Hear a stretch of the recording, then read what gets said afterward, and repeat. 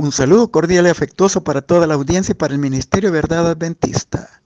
Agradezco a Dios por el estudio que nos permite de la lección número 5 programado para el sábado 29 de julio.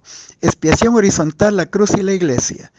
Pero ahora en Cristo Jesús, ustedes que en otro tiempo estaban lejos han sido acercados por la sangre de Cristo. Cristo es nuestra paz, que de los dos pueblos hizo uno y derrimó el muro divisorio. Efesios 2, 13, 14. Un historiador famoso, Flavio Josefo, en sus libros confirma el dato brindado por las Sagradas Escrituras acerca de los dos templos históricos de Jerusalén. El primero, el Templo de Salomón, primer libro de Reyes, capítulo 8, destruido por Babilonia en el año 586 a.C.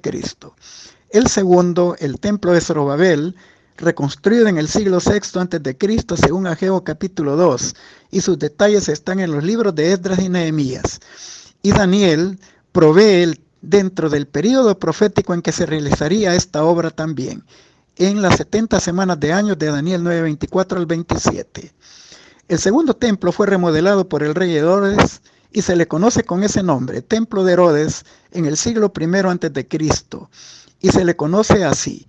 En su libro Guerras Judaicas, Flavio Josefo, en el tomo 5, páginas 193 y 194, dice que había un espacio en el patio muy variado, de gran diversidad de piedras, por la parte que se iba a la segunda parte del templo, rodeado de barandas altas, donde se levantaban columnas, puestas en iguales espacios que mostraban en letra griega y otras en latín, y decían: no debe ningún extranjero entrar, ni ser admitido en el lugar sagrado, porque esta parte del templo se llama Templo Santo.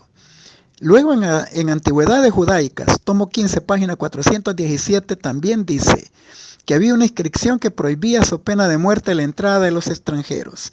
Fue en el año de 1871 que el arqueólogo francés Charles Clermont descubre en el área de las ruinas del templo un bloque de piedra caliza con una inscripción de 7 líneas en griego que decía: ningún extranjero puede entrar dentro de la barandilla y en el recinto alrededor del templo, y cualquiera que fuere atrapado será responsable él mismo por su muerte subsiguiente. Este bloque inscrito fue uno de los que describió Josefo. Es mostrado en el Museo Arqueológico de Estambul. Esta descripción nos pinta el panorama acerca de las grandes barreras étnicas religiosas que existían entre judíos y gentiles. A pesar de que el plan divino era de que su templo fuera casa de oración para todas las naciones, Isaías 56:7, y de que ellos fueran una nación misionera que atrayera a las naciones para que conocieran al Dios verdadero, Isaías 2:1 al 3.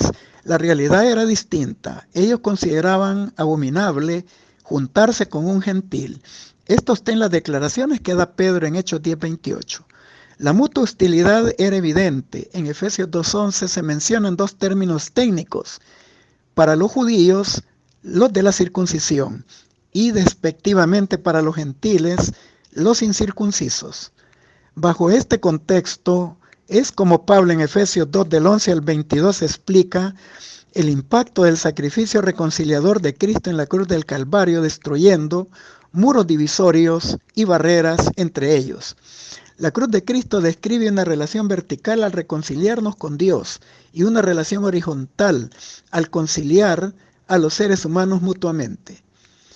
Por el impacto reconciliador del sacrificio de Cristo, quedamos habilitados para poder amar a Dios en la relación vertical y a nuestro prójimo como a nosotros mismos en la horizontal. Y esto es la revelación de su voluntad expresa en la Santa Ley del Decálogo, Mateo 22, del 37 al 40. Pablo explica que el sacrificio de Cristo en la cruz quita las enemistades, trae la paz, hace de todos, judíos y gentiles, una nueva humanidad, Efesios 2:15, nueva versión internacional, acerca a judíos y gentiles para que juntos se conviertan en un nuevo templo para morada de Dios mediante el Espíritu, Efesios 2:22, nueva versión internacional. En el estudio analizaremos 3 temas sobre la salvación del ser humano. Número 1, Cristo Jesús salva a judíos y gentiles. 2, la salvación es universal. Y 3, Jesús construye al pueblo de Dios. Finalizando con las aplicaciones pertinentes, comencemos con Cristo Jesús salva a judíos y gentiles. No podemos pasar por alto el privilegio original del pueblo de Israel como pueblo elegido. A ellos les dio los oráculos sagrados, Romanos 3, 1, 2. Jesús dijo a la samaritana, la salvación viene de los judíos, Juan 4, 22. En la profecía de las 70 semanas de Daniel 9, 24 al 27, fue a ellos a quien fue enviado el Mesías primeramente, para realizar el perdón de los pecados, no solo de ellos, sino de todo el mundo, Juan 3, 16. Y para darnos esperanza de salvación y de vida eterna, aunque los beneficios realmente solo son aplicables a quienes le aceptan como único y suficiente Salvador. Juan 1 del 11 al 13, Juan 4, 23, 24. En Efesios 2 del 1 al 3 inicia con la universalidad del pecado, el estado caído pecaminoso y de condenación a muerte eterna que pesa sobre judíos y gentiles. Esto ya lo había aclarado Pablo en Romanos 3:9, donde dice, que pues somos mejores nosotros que ellos, en ninguna manera, porque ya hemos acusado a judíos y a gentiles que todos están bajo pecado. Pero ahora en Efesios 2, 11, 12 se refiere a la antigua condición de los gentiles efesios y los beneficios de la gracia concedida por medio del sacrificio de Cristo, ya que ahora son creyentes en Él, forman parte de su cuerpo, su iglesia. En otro tiempo estuvieron totalmente separados de Israel y de la salvación, sin Dios y sin esperanza en el mundo. No gozaban ninguno de los privilegios anteriores que gozaba Israel como pueblo elegido. Estaban sin Cristo, el ungido, el Mesías de Israel, excluidos de la ciudadanía de Israel, ajenos de los pactos de la promesa, eran inconscientes de la salvación y de sus ofertas dadas por Dios a lo largo de la historia de la salvación. Efesios 2:12 dice, en un tiempo estaban sin esperanza y sin Dios en el mundo, y esto se volvió más grave por la alienación que había hecho a Israel en su contra. Los había limitado y condicionado, a modo de que ellos, por factores sociales, culturales y religiosos, no se les permitía el acceso a la salvación ofrecida para este pueblo, o administrada por este pueblo. Juan 4:22, Hechos 3:26. Efesios 2:13 apunta a algo radicalmente distinto. Ahora en Cristo ustedes estaban lejos, son hechos cercanos por la sangre de Cristo. Mediante la cruz y su sacrificio, los creyentes ahora son acercados. Estaban separados, pero ahora son un solo cuerpo, un solo pueblo de creyentes en Cristo conjuntamente con los judíos. El sacrificio por su impacto reconciliador y la obra transformadora en la vida humana elimina las brechas, las disputas y las divisiones y nos da la buena nueva de reconciliación que debe de impartir en nosotros una reflexiva gratitud para con Dios. Continuamos con la salvación es universal. Efesios 2, 14 al 15 y el 17 al 18. La reconciliación no es un término mecánico o legal, sino interpersonal. Celebra una reparación de relaciones rotas. Se extiende también a grupos de personas inundando las vidas, destruyendo divisiones, disolviendo disputas, renovando la comunión y comprensión mutuas. Pablo, en conjunto con otros escritores del Nuevo Testamento, utiliza la palabra griega hilasterion, traducida a reconciliación en Romanos 3:25, hilaskomai en Hebreos 2:17 y hilasmos en 1 de Juan 2:2 y 4 verso 10, traducida también como propiciación, ser propicio o expiar. Otorgar una cobertura. Dios ha provisto por medio de la preciosa sangre de Cristo la reconciliación y es posible mediante la fe en Él. Romanos 5 del 8 al 11, 2 Corintios 5 del 17 al 19. La propiciación lleva la idea de aplacar a la persona ofendida y recuperar el favor perdido. No bajo el concepto pagano, sino más bien en el acto de la condescendencia y del amor y misericordia de Dios para con nosotros a causa del sacrificio de Cristo. La reconciliación, hilasterión, es el medio o lugar de reconciliación. Romanos 3:23 al 26. Todos pecaron y están destituidos de la gloria de Dios, pero son justificados gratuitamente por su gracia en la redención que es en Cristo Jesús, a quien Dios puso como hilasterión, como propiciación o medio, como sacrificio de expiación por la fe en su sangre, para manifestar su justicia pasando por alto los pecados pasados. Jesús es el medio de recibir el perdón y restauración y armonía con Dios. El sacrificio de Cristo cubre nuestros pecados y nos reconcilia con Dios. Fue Dios quien puso a Cristo como medio para que fuera propicio por nuestros pecados, como mediador entre Dios y nosotros. Entre la justicia divina y el pecador está Cristo y sus méritos redentores. La misericordia y la verdad en Él se encontraron, la justicia y la paz en Él se besaron. Jesús interpuso entre la ley quebrantada y nosotros. Y Dios no cambió su ley, pero sí en su sacrificio de Cristo cambió nuestras vidas y nos ha salvado. Se ha manifestado su amor en su justicia y en su misericordia. Satanás quiso poner esta disyuntiva que si Dios perdonaba al pecador no era justo, pero Dios no cambia su ley. El pecador es culpable de transgresión. Dios lo que hace es cambiarnos a nosotros y colocarnos en armonía con su ley. La justicia de Dios no destruye su misericordia. En Efesios 2, 14, 15, Pablo alude al muro que impedía a los gentiles el acceso al templo de Herodes o pena de muerte. Imagina que este muro se derrumba. Se otorga pleno acceso para adoración a los gentiles. Efesios 2, 18. De estos dos pueblos, judíos y gentiles, ahora son realmente uno. Y esto se comprende mejor con las palabras que Cristo pronunciara en la cruz del Calvario cuando dijo consumado es. Y el velo del templo se rasga de arriba abajo, quedando al descubierto el lugar santísimo porque la presencia de Dios, la Shekinah, ya no moraba allí. Todas las tradiciones rabínicas que eran adicionales a la palabra de Dios, a la Torá, y todo el sistema ceremonial del templo quedaban anulados porque había sido cumplida la realidad prefigurada en la muerte de Cristo. Algunos creen que en Efesios 2, 14, 15 el Señor enseña a través de Pablo que se anuló o abolió los 10 mandamientos o específicamente el mandamiento del sábado. Todo esto está alejado de la realidad. En las Escrituras vemos como Pablo, un fiel seguidor de las enseñanzas de Cristo, 1 Corintios 11:1 y Efesios 5:1, enseñó lo que Cristo mostró. No penséis que he venido para anular la ley de los profetas, no he venido a anular sino a cumplir. Y hasta que pasen el cielo y la tierra, ni una jota ni una tilde perecerán de la ley. Mateo 5, 17 y 18. Después de su resurrección, Jesús enfatizó la autoridad del Antiguo Testamento irrefutable.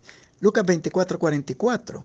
Así también como lo hizo cuando estaba en vida en sus enseñanzas. Juan 5, 46, 47.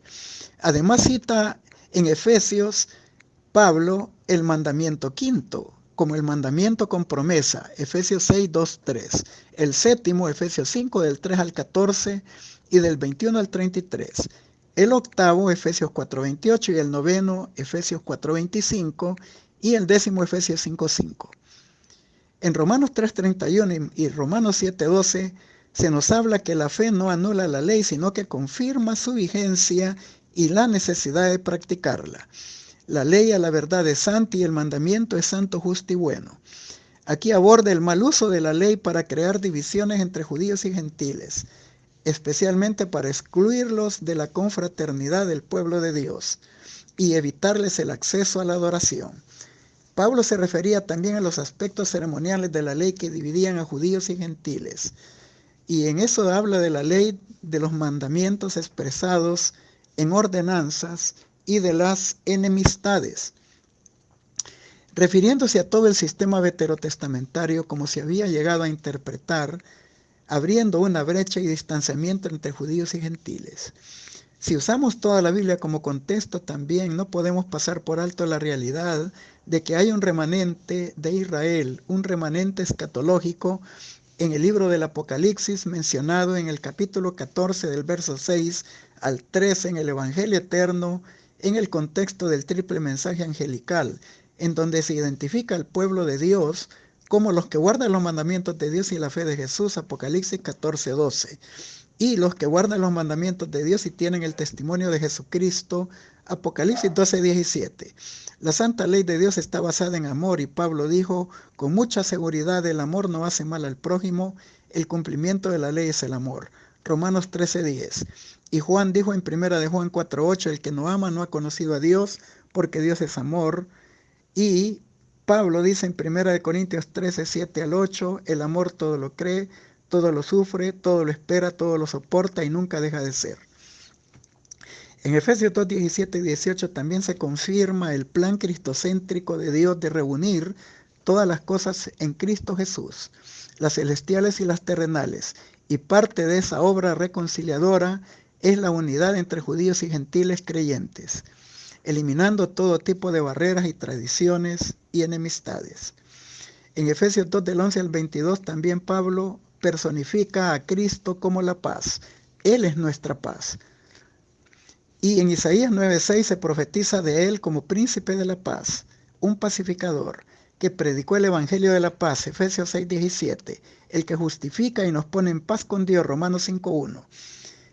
Aquí no se limita a la ausencia de conflictos, sino a la experiencia de ser perdonado y puesto en armonía con la voluntad de Dios por medio de la fe en Jesucristo. Ser incorporados a los privilegios que eran exclusivos de los judíos, como la adopción, la gloria, el pacto, la promulgación de la ley, el culto y las promesas. Romanos 9, 4, 5. Y ahora los que estaban lejos, los gentiles, tienen acceso y son hechos cercanos por la gracia. El concepto hebreo de shalom, traducido paz, implica la experiencia de plenitud y bienestar en la relación con Dios, Romanos 5:1, y en la relación mutua entre creyentes. La religión verdadera es presentada como un estado de paz. Se presenta a Dios como la fuente. Pablo se refiere a Dios como el Dios de paz. Y hace la restauración entre los que antes eran enemigos, ya que no hay paz para los impíos, pero los que son reconciliados y perdonados y redimidos tienen paz para con Dios por medio de Jesús. El impacto de la justificación por la fe es proporcional a darle paz al alma del pecador atormentado, quitar el desasosiego, quitar la culpa y luego restaurarle la imagen de Dios perdida y borrada por el pecado. Darle el acceso a la comunión especial íntima y a recibir el privilegio de vivir ante su presencia y con su ayuda una vida de rectitud. Si la justificación no significara más que el perdón, estaría sin duda en contra del plan divino, porque la única forma de cómo la imagen divina puede ser restaurada en el hombre caído es por medio de una confiada y amante comunión con Cristo por la fe. Por lo tanto, Dios no solo perdona, sino que reconcilia y coloca en armonía nuestras vidas con la suya. Cristo nos imputa o atribuye su justicia para cubrir nuestros pecados y nos trata como que si nunca hubiéramos pecado, una relación mucho mejor que la anterior. Bienaventurados aquellos cuyas iniquidades son perdonadas y cubiertos sus pecados. Bienaventurado aquel varón a quien Dios no culpa de pecado, Romanos 4, 7 y 8. Además del perdón nos da la conversión y el nuevo nacimiento, Juan 3:3, 1 Corintios 2:14. De modo que cuando Dios justifica al pecador, le ha convertido, le ha dado un corazón limpio y ha renovado en él un espíritu recto. Salmo 51:10. Jesús fue un predicador de la paz y a ellos como a nosotros nos promete la paz. Él dijo, mi paz os dejo, mi paz os doy. Juan 14:27. Y luego dijo, estas cosas os he hablado para que en mí tengáis paz. Juan 16:33. Después de su resurrección, su primer saludo a los creyentes fue paz a vosotros. Juan 20:19, 21, 26. Bienaventurados, dijo también en sus enseñanzas del Sermón del Monte, los pacificadores, porque ellos serán llamados hijos de Dios. Mateo 5:9. Deben de ser artesanos de la paz. Así que los alcances del mensaje del Evangelio de la paz en Cristo deben de continuar extendiéndose sobre la faz de la tierra, hacia el mundo entero. El mundo necesita un mensaje tal de reconciliación entre Dios y entre ellos y sus semejantes. Continuamos ahora con Jesús construye una nueva realidad. Jesús también construye un templo espiritual, compuesto, nuevo, lleno de creyentes gentiles y judíos. Aquellos que estaban excluidos físicamente a llegar al templo de Jerusalén ahora tienen acceso por medio de Cristo a la adoración, al culto y a formar parte de un templo santo donde mora el Espíritu Santo. Aquí vemos también la solidaridad entre hermanos y hermanas incluida. Aquellos israelitas que como pueblo rechazaron a Cristo como individuos tienen ahora el privilegio de unirse con los creyentes gentiles y de los cuales Dios hace un solo cuerpo. un solo pueblo y un solo templo espiritual. La Escritura, habiendo de cumplir lo prometido al patriarca Abraham, de que por medio de Cristo serían benditas todas las naciones de la tierra, en Gálatas 3:8 dice, y la Escritura, previendo que Dios habría de justificar por la fe a los gentiles, dijo de antemano la buena nueva a Abraham, diciendo, en ti serán benditas todas las naciones de la tierra. Por tanto, hablamos que la iglesia de Cristo incluye judíos y gentiles, creyentes. Gálatas 3:29. En Romanos 11:9, Pablo habla tanto de la plenitud de los judíos como de la plenitud de los gentiles, un nuevo Israel. Y Cristo dice, amó tanto Dios al mundo, que entregó a su Hijo amado para que todo aquel que en él crea no se pierda, mas tenga vida eterna. Juan 3:16. El plan de la salvación siempre fue universal en el pensamiento divino. Dios respeta siempre las decisiones individuales, pero la oferta y la dádiva de Dios es vida eterna en Cristo Jesús, Señor nuestro. Por lo tanto, Pablo y Pedro hacen uso de la metáfora del templo. Nos mencionan en Efesios 2:19 al 22, edificado sobre el fundamento de apóstoles y profetas, siendo la principal piedra del ángulo Cristo mismo, en quien vosotros sois juntamente edificados para morada de Dios en el Espíritu.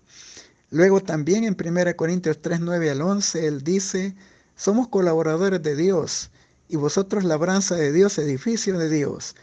Y luego dice, porque nadie puede poner otro fundamento que el que está puesto, si no es Jesucristo. ¿No sabéis que soy templo de Dios y que el Espíritu de Dios mora en vosotros? Si alguno destruye el templo de Dios, Dios le destruirá a él, porque el templo de Dios, el cual sois vosotros, es un templo santo.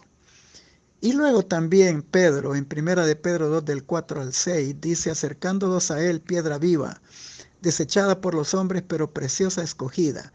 Vosotros como piedras vivas sed edificados como casa espiritual y sacerdocio santo, para ofrecer sacrificios aceptos a Dios por medio de Jesucristo.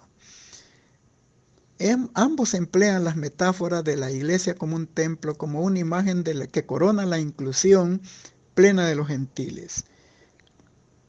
Los autores del Nuevo Testamento también emplean esta metáfora para visualizar la santidad de la iglesia, la presencia y morada del Espíritu Santo en la vida de los creyentes individual y corporativamente, como lo hacía Dios morando en el templo, en los lugares santos del templo de Jerusalén y el santuario del desierto.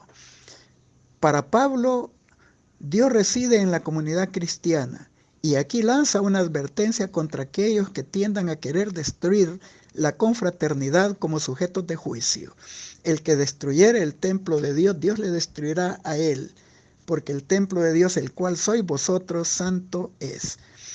Aunque a menudo lo ocupamos para aplicar los beneficios de cuidar la salud física, el asunto que Pablo está planteando aquí es acerca de la unidad de la iglesia, fundada en crecimiento, en pleno desarrollo, dinámico, que va creciendo y ensanchándose, en donde los creyentes son edificados juntos y no es una imagen estática, sino una imagen dinámica de lo que constituye el templo de Dios en sus hijos creyentes por la fe en Jesucristo.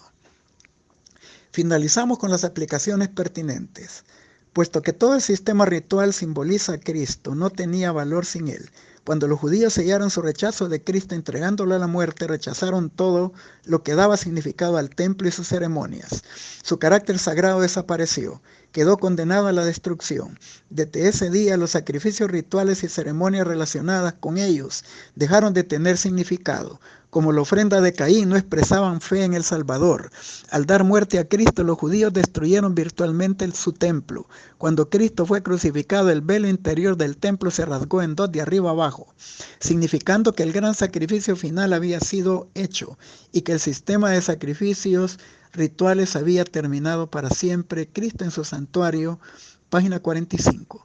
Cuando Cristo expiró en la cruz del Calvario, exclamó, consumado es, el velo del templo se rasgó en dos de arriba hacia abajo.